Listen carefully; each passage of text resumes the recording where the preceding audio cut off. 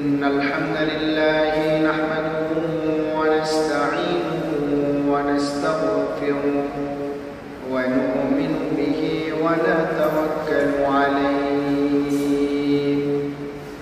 ونعوذ بالله من شرور أنفسنا ومن سيئات أعمالنا من يهد الله فلا مضل له ومن يضلل فلن تجد له وليا مرشدا أما بعد فقد قال الله سبحانه وتعالى في كلامه المجيد والفرقان الحميد فأعوذ بالله من الشيطان الرجيم بسم الله الرحمن الرحيم والضحى والليل إذا سجى ما ودعك ربك وما قلى وللآخرة خير لك من الأولى وقال تعالى في شان حبيبه آمرا ومخبرا إن الله وملائكته يصلون على النبي يا أيها الذين آمنوا صلوا عليه وسلموا تسليما ترد إبراهيم اللهم صل على محمد وعلى آل محمد كما صليت على إبراهيم وعلى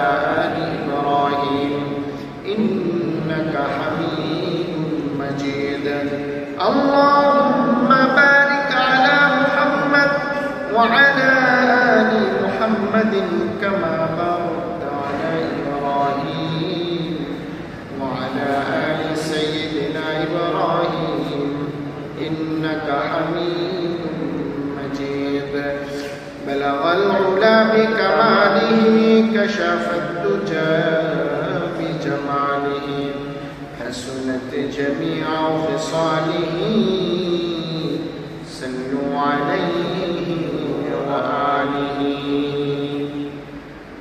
الحمد لله সমস্ত শুকর ও সুজুদ মহান আল্লাহ জাল্লা জালালুহু আম্মা নাওয়ালুহু পাক দরবারে যে আল্লাহ রাব্বুল ইজ্জত ওয়াল জালাল আজ জুমার দিনে সপ্তাহের শ্রেষ্ঠতম দিনে আল্লাহ তাআলার ঘর মসজিদে আসার বসার দুটি কথা বলা শোনার সময় সুযোগ এবং সুস্থতা দান করেছেন সেজন্য সে রব্বে কারীমের দরবারে একবার মন প্রাণ উজাড় করে অন্তরের অন্তঃস্থল থেকে উচ্চ কণ্ঠে কালিমাতুশ শুকর আদায় করি পড়ি আলহামদুলিল্লাহ।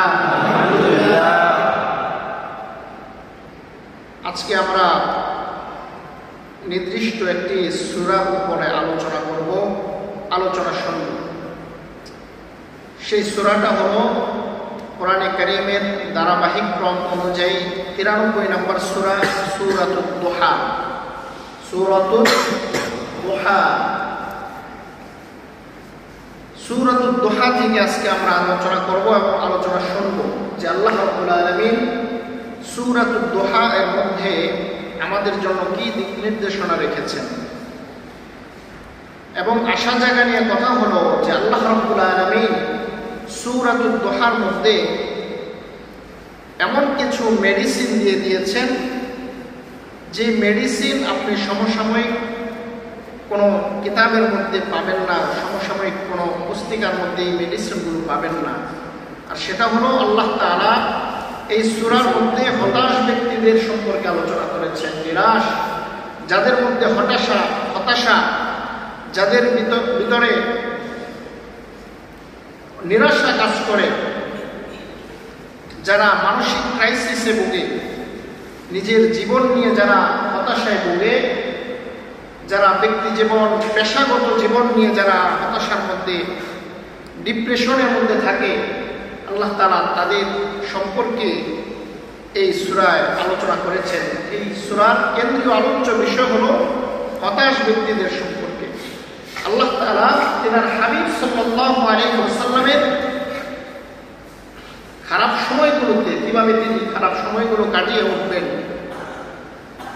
কিভাবে হতাশ মুক্ত জীবন গঠন করা যাবে, এ সম্পর্কে আল্লাহ তাআলা এই সূরার মধ্যে আলোচনা করেছেন। সুবহানাল্লাহ, সুবহানাল্লাহ। তো এই সূরা সম্পর্কে আজকে কথা বলার চেষ্টা করব। দেখব যে আল্লাহ তাআলা এই সূরার মধ্যে ভিতরে কি দিক নির্দেশনাগুলো আল্লাহ তাআলা দিয়েছেন। আমরা মূল আলোচনায় যাওয়ার আগে জানবো আল্লাহ তাআলা কোন প্রেক্ষাপটে এই সূরাটা নাযিল করেছেন, এই সূরার শানে নুজুল কি। প্রত্যেকটা সূরা বা আয়াতের নির্দিষ্ট শানে নুজুল থাকে, যে এই ঘটনার প্রেক্ষাপটে বা এই বিষয়ের আলোকে আল্লাহ তাআলা রাসূল সাল্লাল্লাহু আলাইহি ওয়াসাল্লামের উপরে এই সূরা বা এই আয়াত বা এই সূরার কিছু আয়াত নাযিল করেছেন। এটা একটা সূরা কেন্দ্রিক হতে পারে, আবার কিছু আয়াত সংবলিত হতে পারে, যে এই শানে নুজুলের আলোকে আল্লাহ তাআলা কিছু আয়াত নাযিল করেছেন অথবা একটা সূরা নাযিল করেছেন। তো আমরা শুরুতেই জানবো যে আল্লাহ তাআলা কোন ঘটনার আলোকে, কোন ঘটনার প্রেক্ষিতে আল্লাহ তাআলা এই সূরা নাযিল করেছেন।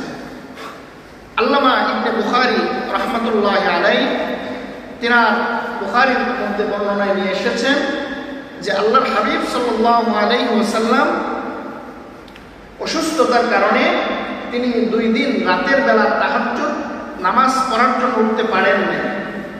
ফলশ্রুতিতে আল্লাহ তাআলা সূরাতুল দুহা নাযিল করেছেন। আবার তিরমিজি শরীফের বর্ণনা এসেছে, আল্লাহর হাবিব সাল্লাল্লাহু আলাইহি ওয়াসাল্লাম বলেন, সেই বর্ণনা এসেছে যে হুজুর সাল্লাল্লাহু আলাইহি ওয়াসাল্লামের উপরে এমনিতেই কিছুদিন ওহী আসা বন্ধ ছিল। তারপরে ওহী আসা বন্ধ হওয়ার পরে কিছুদিন পর যখন এই ওহী আসা শুরু হলো, তখন আল্লাহর হাবিব সাল্লাল্লাহু আলাইহি ওয়াসাল্লামের উপরে সূরাতুল দুহা আল্লাহ তাআলা নাযিল করলেন। এছাড়াও তাফসীর ইবনে কাসিরের মধ্যে এসেছে আল্লাহর হাবিব সাল্লাল্লাহু আলাইহি ওয়াসাল্লাম তিনার উপরে যখন ওহী নাযিল হয়, ওহী একটা গুরুত্বপূর্ণ, অনেক ওজনদার একটা জিনিস, ভার একটা জিনিস। এত ওজন ওহী বা কোরআনের এত ওজন যে তিনার উপরে যখন ওহী নাযিল হতো, আম্মা জান আয়েশা রাদিয়াল্লাহু তাআলা বলেন যে আমি দেখতাম প্রচন্ড শীতের রজনীতেও আল্লাহর হাবিব সাল্লাল্লাহু আলাইহি ওয়াসাল্লাম ঘেমে গর্মাক্ত হয়ে যেতেন, তিনার শরীর থেকে টকটক করে ঘামের পানি ঝরত। তখন আমি বুঝতাম যে এই মুহূর্তে আল্লাহর হাবিব সাল্লাল্লাহু আলাইহি ওয়াসাল্লামের উপরে ওহী নাযিল হচ্ছে। সুবহানাল্লাহ। ওহী বা কোরআন এমন ওজন একটা জিনিস। এক সাহাবা উরুর মধ্যে মাথা রেখে আল্লাহর হাবিব সাল্লাল্লাহু আলাইহি ওয়াসাল্লাম শুয়ে আছেন।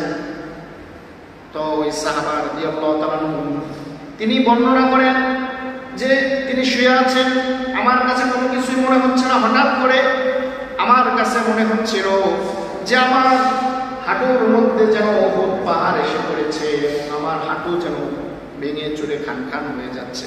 আমি বুঝতে পারলাম যে আল্লাহর হাবিব সাল্লাল্লাহু আলাইহি ওয়াসাল্লামের উপরে ওহী নাযিল হচ্ছে। তো আল্লাহ তাআলা এই যে এত কষ্ট বা ওজনদার একটা জিনিস তিনি নাযিল করেন, আল্লাহ রাব্বুল আলামিন কিছুদিন তিনার উপরে ওহী বন্ধ রাখলেন, যেন তিনি কিছুদিন রেস্টে থাকেন, কিছুদিন যেন জিরান, তারপরে আবার আল্লাহ তাআলা ওহী নাযিল করবেন। এদিক দিয়ে উম্মে জামিল, আবু লাহাবের স্ত্রী, সে আল্লাহর হাবিব সাল্লাল্লাহু আলাইহি ওয়াসাল্লাম সম্পর্কে কুৎসা রটনা শুরু করতে লাগলো। সে মানুষের কাছে বলতে লাগলো যে মুহাম্মদ এখন আর নতুন নতুন কিছু বলে না, তার কাছে তার শয়তান নাউযুবিল্লাহ জিবরাইল আলাইহিস সালাতু ওয়াস সালাম আসা বন্ধ হয়ে গিয়েছে। সে বলতে লাগলো মানুষের কাছে যে মুহাম্মদের আল্লাহ বা মুহাম্মদের খোদা তাকে ভুলে গিয়েছে, আর তার কাছে তার উক্তি অনুযায়ী যে শয়তান নাউযুবিল্লাহ জিবরাইল আলাইহিস সালাতু ওয়াস সালামকে সে শয়তান বলে আখ্যায়িত করেছে, সে আশা বন্ধ হয়ে গিয়েছে।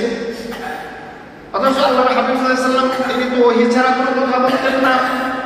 যখন এরকম কিছুদিন ওহী আসা বন্ধ হয়ে গেল, কোন কোন বর্ণনা এসেছে 15 দিন, কোন কোন বর্ণনা এসেছে 40 দিন। এই সময়টা তিনার কাছে ওহী আসে নাই।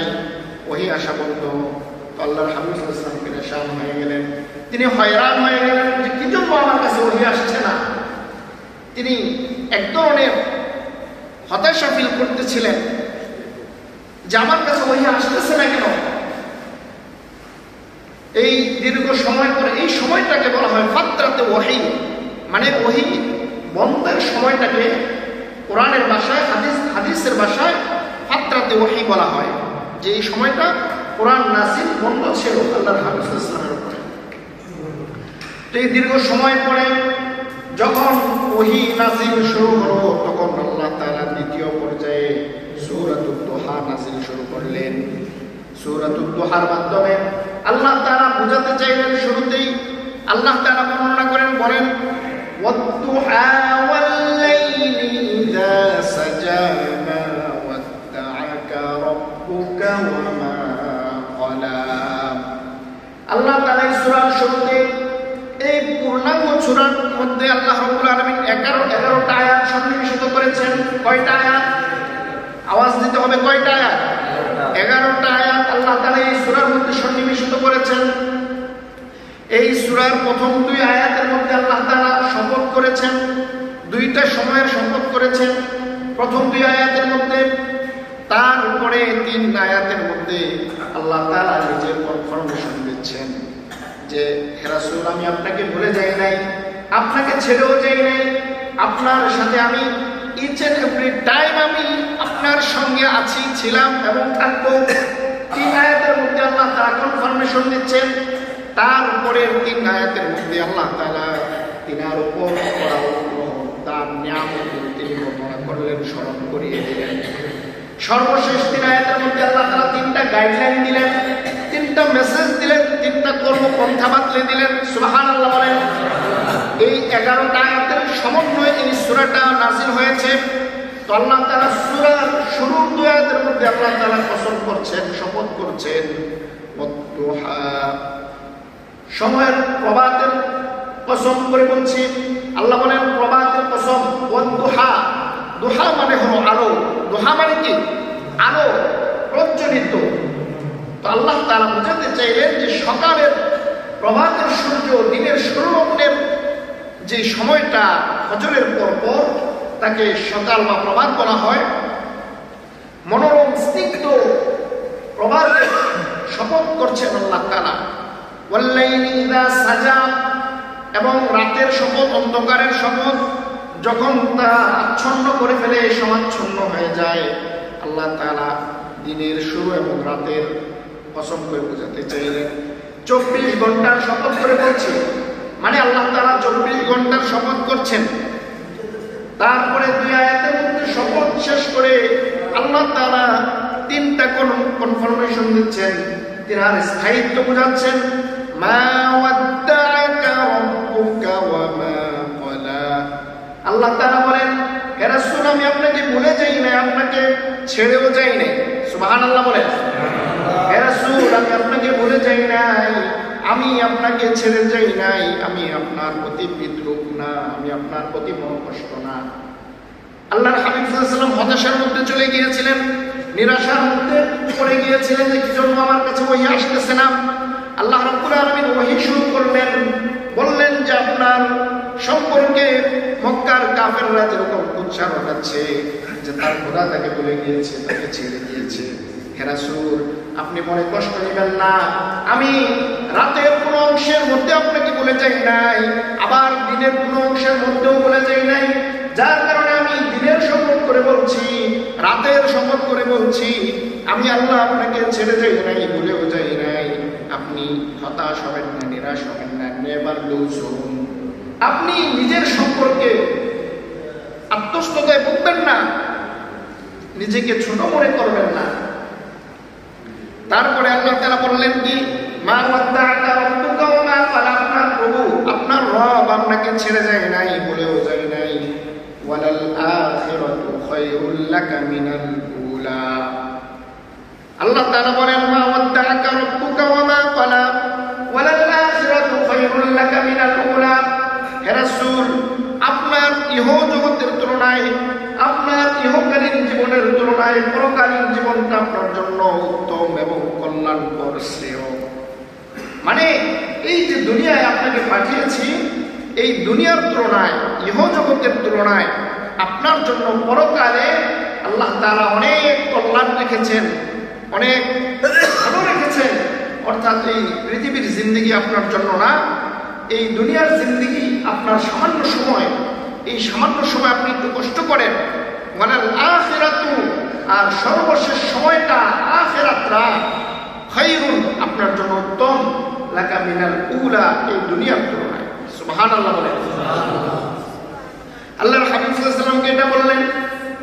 মুসনাদে আহমদের এক বর্ণনা এসেছে, আল্লাহর হাবিব সাল্লাল্লাহু আলাইহি ওয়াসাল্লাম একদা মসজিদে নববীর পাশে এক চাটাই, খেজুর পাতার চাটাইয়ের মধ্যে তিনি শুয়ে আছেন, ঘুমিয়ে গিয়েছেন। আব্দুল্লাহ ইবনে মাসউদ রাদিয়াল্লাহু তাআলা আনহু হাদিসটি বর্ণনা করেছেন। তিনি বলেন, আমি সেখানে ছিলাম, আমি দেখলাম আল্লাহর হাবিব সাল্লাল্লাহু আলাইহি ওয়াসাল্লাম বিশ্বজাহানের, যিনি বিশ্বের সর্বশ্রেষ্ঠ মানুষ, তিনি যিনি মদিনার রাষ্ট্রের রাষ্ট্রপতি, তিনি একটা খেজুর চাটাইয়ের উপরে তিনি শুয়ে আছেন এবং তিনার শরীরের মধ্যে খেজুর পাতার দাগ পড়ে গিয়েছে। তিনি শোয়া থেকে যখন উঠলেন, বসলেন, আমি চেয়ে দেখি তিনার শরীর মুবারকে খেজুর চাটাইয়ের যে দাগগুলো সেটা স্পষ্ট জলজান্ত হয়ে আছে। আমি দেখে আল্লাহর হাবিব সাল্লাল্লাহু আলাইহি ওয়াসাল্লামকে বললাম, ইয়া রাসূলুল্লাহ, ইয়া হাবিবাল্লাহ, আপনি আমাকে এই খেজুর চাটাইয়ের উপরে নরম কিছু দিয়ে দেওয়ার অনুমতি প্রদান করেন, কারণ আমি দেখছি আপনি ঘুম থেকে ওঠার পরে, আপনি শোয়া থেকে ওঠার পরে আপনার শরীরের মধ্যে দাগ লেগে গিয়েছে, আপনার শরীর মুবারক ফুলে গিয়েছে এবং উঠে আপনি এগুলোর মধ্যে হাত দিচ্ছেন, নিজের শরীরের উপর হাত বোলাচ্ছেন। ইয়া রাসূলুল্লাহ, আপনি আমাকে অনুমতি প্রদান করলে এর উপরে নরম কিছু দিয়ে দেওয়ার অনুমতি প্রদান করেন। আল্লাহর হাবিব সাল্লাল্লাহু আলাইহি ওয়াসাল্লাম এর প্রতি উত্তরে বললেন, ও ইবনে মাসউদ, শোনো, এই দুনিয়ার সাথে আমার কি সম্পর্ক? এই দুনিয়া কোথায়, আমি কোথায়? না, আমি দুনিয়াতে আরাম করার জন্য আসি নাই, আমি এই দুনিয়াতে এসেছি কষ্ট স্বীকার করার জন্য, ত্যাগ স্বীকার করার জন্য। এই দুনিয়ার সাথে তো আমার সম্পর্ক হলো ক্ষণিকের সময়ে, যেমনই ভাবে একজন পথিক, একজন মুসাফির একটা গাছের ছায়ার মধ্যে বিশ্রাম করে আবার সে তার গন্তব্যস্থানে চলে যায়, ওই ছায়ার মধ্যে বিশ্রাম, এর সাথে মুসাফিরের যেমন সম্পর্ক, আমি মুহাম্মদের দুনিয়ার সাথে এমন সম্পর্ক, দুনিয়ার সাথে আমার সম্পর্কটাও এতটুকু।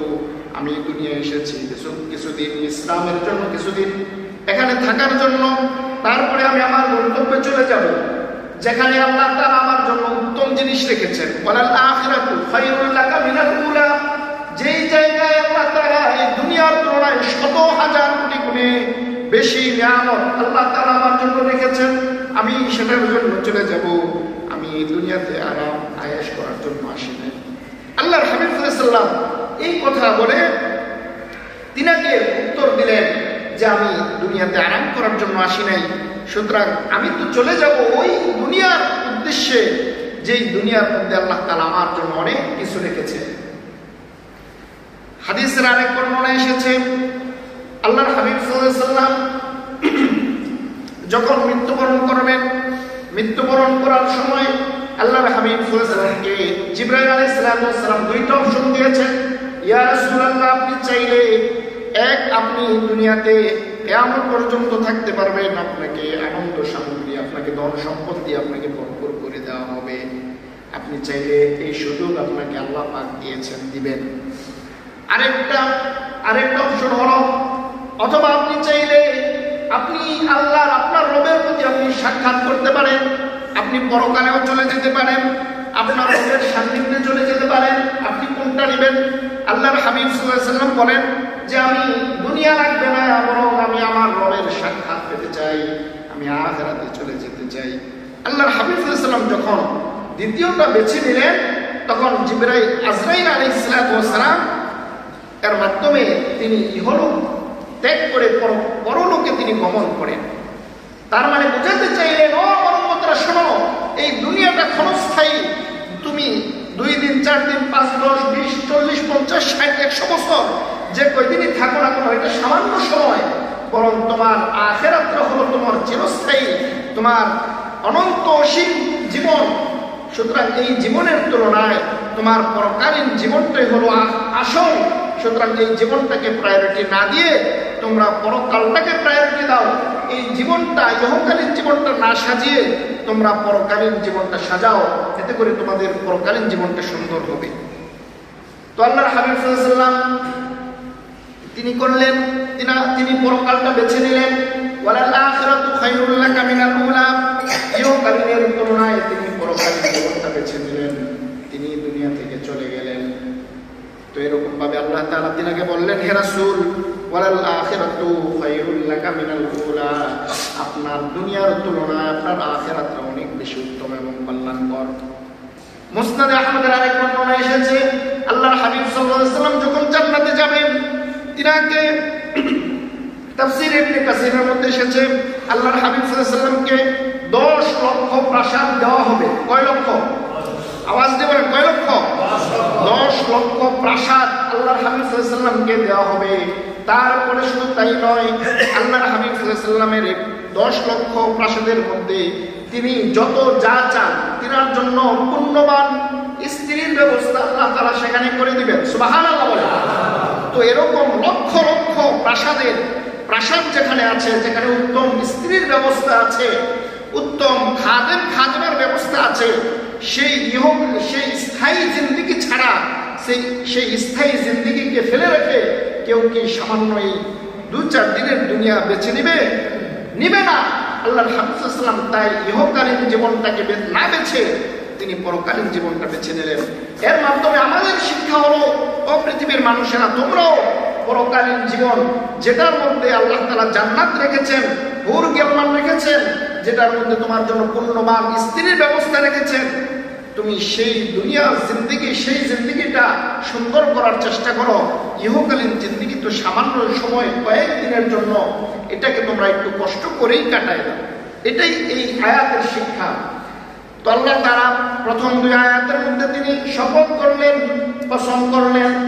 তারপরে আয়াতের মধ্যে বলেন, মা ওয়াদ্দাআকা রাব্বুকা ওয়া মা ক্বালা, আপনার প্রতিপালক আপনাকে ছেড়েও যায় নাই, ভুলেও যায় নাই। ওয়ালাল আখিরাতু খায়রুল লাকা মিনাল উলা, এবং আপনার জন্য পৃথিবীর তুলনায়, ইহকালীনের তুলনায় আপনার জন্য পরকালীন জিন্দেগি হলো অনেক উত্তম। ওয়ালা সাউফা ইউতিকা রাব্বুকা ফাতারদা, আল্লাহ তাআলা এই আয়াতের মধ্যে বলেন, হে রাসূল, অচিরেই আপনাকে এমন কিছু দেওয়া হবে, এমন কিছু দান করা হবে যে আপনি খুশি হয়ে যাবেন। সুবহানাল্লাহ বলেন। হে রাসূল, আপনি হতাশ হবেন না, অচিরেই আপনাকে এমন কিছু দেওয়া হবে, আপনি খুশি হয়ে যাবেন, আপনি সন্তুষ্ট হয়ে যাবেন। ওয়ালা সাউফা ইউতিকা রাব্বুকা, আপনার প্রভু আপনাকে অচিরেই এমন কিছু দান করবেন, ফাতারদা, অতঃপর আপনি সন্তুষ্ট হয়ে যাবেন। এই আয়াতের ব্যাখ্যায় মুফাসসিরিনে কেরামগণ বলেন, আল্লাহর হাবিব সাল্লাল্লাহু আলাইহি ওয়াসাল্লাম যখন ইসলাম প্রচার করতেছিলেন মক্কার মধ্যে, তিনি প্রায় দোয়াই বলতেন, আল্লাহুম্মা আইজ্জিল ইসলামা বিআহাদিল উমরাইন, হে আল্লাহ, আপনি ইসলামটাকে শক্তিশালী করেন 2 উমরের একজনের মাধ্যমে। তো আল্লাহ তাআলার কাছে তিনি প্রতিদিন দোয়া করতেন যে উমর ইবনে হিশাম বা আবু জাহেলের মাধ্যমে, 2 জনের কোন একজনের মাধ্যমে আপনি ইসলামটাকে শক্তিশালী করেন। তো আল্লাহর হাবিব সাল্লাল্লাহু আলাইহি ওয়াসাল্লামের দোয়া কবুল হলো। তিনি উমর ইবনে খাত্তাব রাদিয়াল্লাহু তাআলা আনহুকে ইসলামের জন্য কবুল করলেন। যখন আল্লাহর হাবিব সাল্লাল্লাহু আলাইহি ওয়াসাল্লাম সেই মসজিদে নববীর মধ্যে বসে সাহাবাদের সামনে বসে আছেন, উমর রাদিয়াল্লাহু তাআলা আনহু তিনার ইসলাম গ্রহণের ঘটনা ইতিপূর্বে বর্ণনা করা হয়েছে বলেছি। তিনি এসে যখন তিনার তরবারি নিচে ফেলে আল্লাহর হাবিব সাল্লাল্লাহু আলাইহি ওয়াসাল্লামের সামনে সাক্ষ্য দিচ্ছিলেন, আশহাদু আল্লা ইলাহা ইল্লাল্লাহ ওয়া আশহাদু আন্না মুহাম্মাদান আবদুহু ওয়া রাসূলুহু, এটা তিনি ইসলাম গ্রহণ করার সাথে সাথে আল্লাহর হাবিব সাল্লাল্লাহু আলাইহি ওয়াসাল্লাম খুশি হয়ে গেলেন। সুবহানাল্লাহ। এই আয়াতের একটা ব্যাখ্যা এটা হতে পারে যে, হে রাসূল, আমি আপনাকে অচিরেই এমন কিছু দান করব, এমন কিছু দেব যে আপনি খুশি হয়ে যাবেন, সন্তুষ্ট হয়ে যাবেন। আল্লাহর হাবিব সাল্লাল্লাহু আলাইহি ওয়াসাল্লাম তিনাকে যখন ওমরের ইসলাম গ্রহণের সংবাদ দেওয়া হলো, তিনি খুশি হয়ে গেলেন, সন্তুষ্ট হয়ে গেলেন। আবার আল্লাহ তাআলা তিনাকে আরো অনেক কিছুর মাধ্যমে খুশি করলেন। আল্লাহর হাবিব সাল্লাল্লাহু আলাইহি ওয়াসাল্লাম সবার সর্বদা তিনি শুধু কান্নাই করতেন উম্মতের জন্য। প্রায় নামাজের মধ্যে নামাজ শেষে একাকী অবস্থায় তিনি উম্মতের জন্য কান্না করতেন। আল্লাহর হাবিব সাল্লাল্লাহু আলাইহি ওয়াসাল্লামের এরকম কান্নার জড়িত অবস্থা দেখে আল্লাহ রাব্বুল আলামিন জিবরাইলকে পাঠাইলেন, যাও তুমি আমার হাবিবের কাছে যাও, দেখো জিজ্ঞাসা করো কি জন্য তিনি এত কান্না করেন। আল্লাহ তাআলা জানেন, তারপরেও তিনি জানতে চাইলেন। আল্লাহর হাবিব সাল্লাল্লাহু আলাইহি ওয়াসাল্লামের কাছে জিবরাইল আলাইহিস সালাম বললেন, ইয়া রাসূলুল্লাহ আপনি কান্না করছেন কারণ কি? আল্লাহর হাবিব সাল্লাল্লাহু আলাইহি ওয়াসাল্লাম বলেন যে আমি কান্না করতেছি, আমি পরকালে আমার উম্মত নিয়ে আমি কান্না করতেছি যে আমার উম্মতের কি অবস্থা হবে। আমি থাকতে তারা যদি জাহান্নামে যায় তাহলে আমার কাছে ভালো লাগবে না। আমি আমার উম্মতের কথা চিন্তা করে আমি কান্না করতেছি। আল্লাহ রাব্বুল আলামিন জিবরাইল আলাইহিস সালামের মাধ্যমে পাঠাইলেন, ও জিবরাইল যাও আমার হাবিবকে বলো তিনার একজন উম্মত আমি জাহান্নামে রেখেও আমি শান্তিতে থাকবো না, অর্থাৎ সর্বশেষ উম্মত জান্নাতে যাওয়া পর্যন্ত আমি আল্লাহ নিস্তার হব না, অর্থাৎ তিনার সমস্ত উম্মতকে আমি আল্লাহ নিজ দায়িত্বে জান্নাতে প্রবেশ করাবো। সুবহানাল্লাহ। আল্লাহ রাব্বুল আলামিন জিবরাইল আলাইহিস সালামকে বললেন, যাও আমার হাবিবকে বলো তিনার কোন উম্মতকে আমি জাহান্নামে রাখবো না, তিনি যেন তিনার সিজদা থেকে মাথা উত্তোলন করেন। আল্লাহর হাবিব সাল্লাল্লাহু আলাইহি ওয়াসাল্লাম জিবরাইলের কথা শুনে তিনি খুশি হয়ে গেলেন। সুবহানাল্লাহ। তিনি খুশি হয়ে গেলেন। আল্লাহর হাবিব সাল্লাল্লাহু আলাইহি ওয়াসাল্লাম মাথা উঠালেন, বললেন, ইয়া রাসূলুল্লাহ আল্লাহ তাআলা আপনাকে বলেছেন, কনফার্মেশন দিচ্ছেন যে আপনার একজন উম্মত জাহান্নামে অবশিষ্ট থাকবে না, আপনার চাহিদা অনুযায়ী সব উম্মতকে আপনি জান্নাতে নিয়ে যেতে পারবেন। আল্লাহর হাবিব সাল্লাল্লাহু আলাইহি ওয়াসাল্লামের চেহারার মধ্যে হাসি ফুটে উঠল। তিনি বললেন, ও জিবরাইল শোনো শোনো, আল্লাহ রাব্বুল আলামিন বলেছেন আমি সন্তুষ্ট না হওয়া পর্যন্ত আমার উম্মতকে জান্নাতে নেবেন, আমার সর্বশেষ উম্মত জান্নাতে যাওয়া পর্যন্ত আমি মুহাম্মদ সন্তুষ্ট হব না। যখন দেখবো আমার সব উম্মত জান্নাতে চলে গেছে তখন আমি বলবো ইয়া রাব রাদিতু, এখন আমি সন্তুষ্ট। সুবহানাল্লাহ বলেন। আল্লাহর হাবিব সাল্লাল্লাহু আলাইহি ওয়াসাল্লাম বলেন যে যখন দেখবো যে আমার অনলি সিঙ্গেল পারসন অফ উম্মাহ, আমার উম্মতে একজন ব্যক্তিও জাহান্নামে আছে, ততক্ষণ পর্যন্ত আমি সন্তুষ্ট হব না। সন্তুষ্ট তখন আমি ঘোষণা দিব যখন দেখবো যে জাহান্নামের মধ্যে আমার আর কোনো উম্মত জাহান্নামের মধ্যে নাই, তারা সবাই জান্নাতে চলে গেছে, তখন আমি ঘোষণা দেব, হে আল্লাহ আমি সন্তুষ্ট হয়ে গিয়েছি, খুশি হয়ে গেছি। সুবহানাল্লাহ। সেই নবীজির উম্মত আমরা, অথচ সেই নবীর সুন্নাত পালন করতে আপনার আমার মধ্যে কত খেয়ালিপনা, অবহেলা, অবজ্ঞা। আমরা সেই রাসূলের সামান্য দাড়ি সুন্নাহ এটা আমরা রাখতে জানি না, এটা রাখতে পারি না। তো মাথায় টুপি রাখবো, পাগড়ি করবো, এর মধ্যে আমাদের চুলকানি অ্যালার্জির কোনো শেষ নেই। কি বলেন, আছে না নাই? সুতরাং আপনি ওই নবীর উম্মত হয়ে থাকলে যদি সেদিন রাসূলের হাত ধরে জান্নাতে যেতে চান, তার আগে আপনাকে তার সুন্নাহগুলো, তার আদর্শগুলো আপনার সার্বিক জীবনে বাস্তবায়ন করতে হবে। কি বলেন, করতে হবে কিনা? করতে রাজি আছি তো ইনশাআল্লাহ? আপনি যদি মনে করেন যে আমি রাসূলের উম্মত দাবি করেন, তাহলে আপনি রাসূলের সুন্নাহ পালন করবেন। কিন্তু আপনার ভিতরে যদি সুন্নাহ না থাকে, মনে রাখবেন আপনি সুন্নতের প্রতি যদি অবহেলা করেন, অবজ্ঞা করেন এবং এটার প্রতি যদি বিদ্বেষ পোষণ করেন, কাল হাসরের ময়দানে রাসূল আপনাকে উম্মত বলে দাবি করবে না। আর রাসূল যদি আপনাকে উম্মত বলে দাবি না করে, আপনি আমি কখনোই জান্নাতে যাওয়ার সুযোগ হবে না। কি বলেন, ঠিক কিনা? রাসূলের অনুমতি ছাড়া, তিনার সুপারিশ ছাড়া তিনার উম্মত দাবি করে জান্নাতে, আল্লাহর হাবিব সাল্লাল্লাহু আলাইহি ওয়াসাল্লাম যদি বলে যে না এই লোককে আমি চিনি না, এর দায়ভার আমি নিতে পারবো না, তাহলে মনে রাখবেন আপনার কপালে চিন্তার ভাঁজ পড়ে যাবে, আপনার জন্য জাহান্নাম চিরকালের জন্য উদাহরিত হয়ে যাবে। এজন্য খুব সাবধান, কেয়ারফুল। আপনার সামান্য 40, 50, 60 বছরের জিন্দেগি আপনি রাসূলের সুন্নাত দাঁড়িয়ে রাখবেন। আপনি চিন্তা করেন যে এখন আমার যৌবন বয়স, দাঁড়িয়ে রাখলে মুরব্বী লাগে, আমার স্ত্রী আমাকে পছন্দ করে না, আমার গার্লফ্রেন্ড আমাকে পছন্দ করে না, এজন্য আপনি দাঁড়িয়ে রাখেন না। আরে ভাই, যে স্ত্রী আপনার দাড়ি পছন্দ করে না, ওই স্ত্রীর দরকার নাই। কি বলেন, ঠিক কিনা? কারণ আপনার সুন্নাহ আগে, রাসূলের মুহাব্বত আপনার ভিতরে আগে প্রবেশ করাতে হবে, তারপরে আপনার স্ত্রীর ভালোবাসা। আল্লাহর হাবিব সাল্লাল্লাহু আলাইহি ওয়াসাল্লাম বলেছেন, লা ইউমিনু আহাদুকুম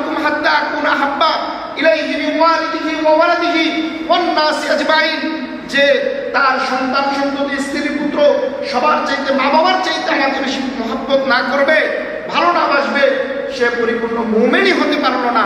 তো আপনি দাঁড়িয়ে রাখলেন না রাসূলের মহব্বত করে, আপনি রাসূলের মহব্বত করে তিনার সুন্নাহ পালন করলেন না, আপনি তিনার আদর্শ বাস্তবায়ন করলেন না, আপনি তো পরকালে মুমিন হিসেবে উত্থিত হবেন না এবং রাসূলের উম্মত তো হতেই পারবেন না। আর রাসূলের উম্মত যদি হতে না পারেন তাহলে আপনার জন্য আপনার কপালে দুর্গতি ছাড়া আর কিছুই না। কি বলেন, ঠিক কিনা? সুতরাং যুবক ভাইয়েরা, আমি আপনাদের প্রতি বিনীত আরজ করব, আপনি দেখে দেখে রাসূলের সুন্নাহগুলো, একমাত্র বিশেষ করে আমি দাড়ির কথাটা এই জন্য বেশি বেশি বলছি, আপনি মৃত্যুর পরে একমাত্র একটা জিনিস, একটা সুন্নাহ আপনি সাথে করে নিয়ে যেতে পারবেন বাহ্যিক, আর সেটা হলো দাড়ি। কি বলেন, ঠিক কিনা? আপনার অন্য কোনো বাহ্যিক কোনো উপায় উপকরণ সামগ্রী আপনি কবরে নিয়ে যেতে পারবেন না।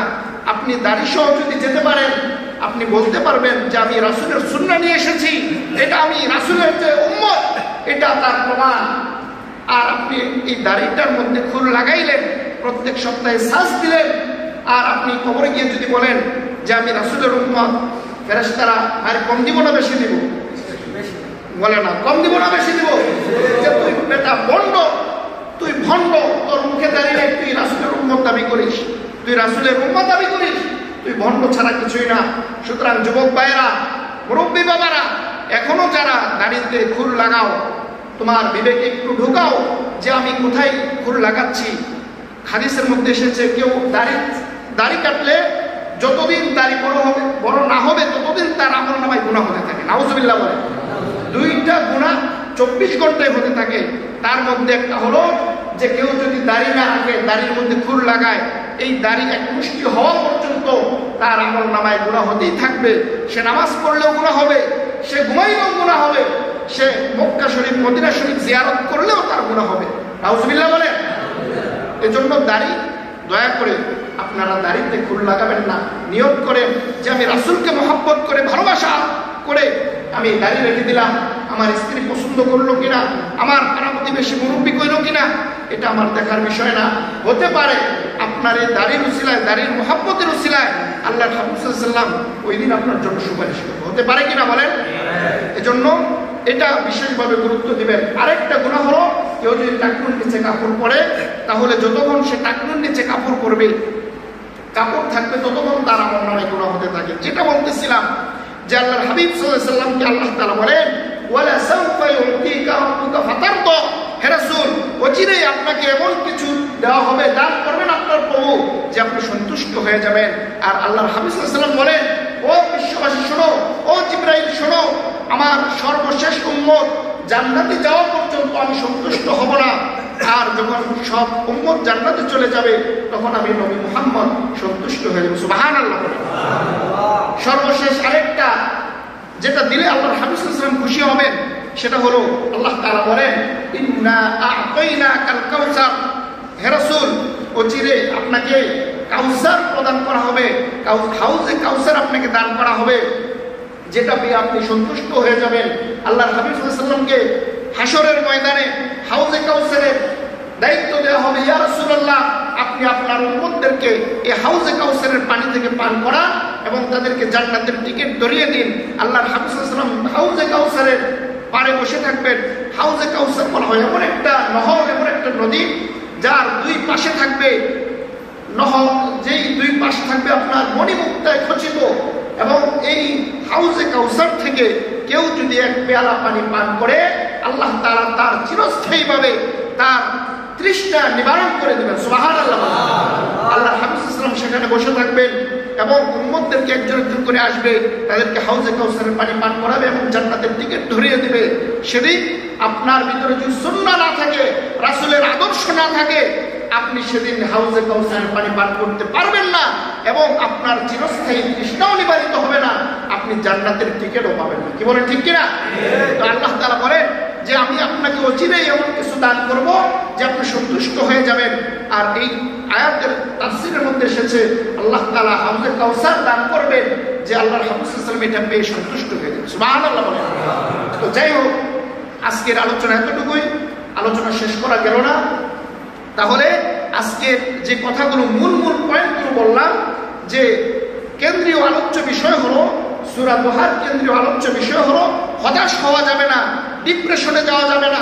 যখন আপনার খারাপ সময় আসবে তখন আপনি আল্লাহর কথা চিন্তা করেন যে আল্লাহ আপনাকে কখনোই ছেড়ে যান না। আল্লাহকে আপনি কখনো ছেড়ে যান? কখনোই ছেড়ে যান না।